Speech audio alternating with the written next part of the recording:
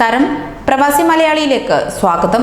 ലോകത്തെ ആകെ ആശങ്കയിലാക്കി കോവിഡ് പടർന്നു പിടിക്കുമ്പോൾ ആളനക്കമില്ലാതെ മാറിയിരിക്കുകയാണ് മക്കയിലെ മസ്ജിദുൽ ഹറമും വഴികളും. റംദാൻ അവസാന 10ലേക്ക് കടക്കുമ്പോഴും യാതൊരു മാറ്റവുമില്ലാതെ വിജനമാണ് ഹറമും പരിസരവും.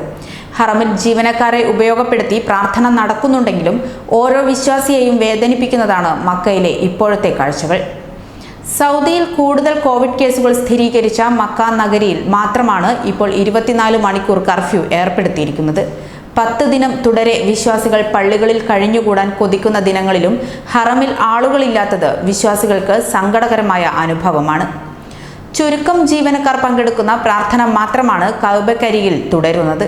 നോമ്പ് തുറയൊരുക്കുന്ന മുറ്റത്തും രാപ്പകൽ ഭേദമന്യേ പ്രാർത്ഥനയ്ക്കിരിക്കുന്ന മതാഫിന്റെ തട്ടുകളും ശൂന്യമാണ്. ആളുകൾ നിറയുന്ന ഹറമിന്റെ ഓരോ കോണും കോവിഡ് തടയാനായി ഒഴിച്ചിട്ടിരിക്കുകയാണ്. ഹജ്ജ് കാലത്തേക്കാൾ ഒരേ സമയം കൂടുതൽ ജനങ്ങൾ എത്തുന്ന റമദാനിൽ ഹറമും പരിസരവും വിജനമായി കിടക്കുന്നത് വിശ്വാസികളുടെ വേദനയായി മാറുകയാണ്. കൂടുതൽ പ്രവാസി വാർത്തകൾക്കായി ഈ ചാനൽ സബ്സ്ക്രൈബ് ചെയ്യുക.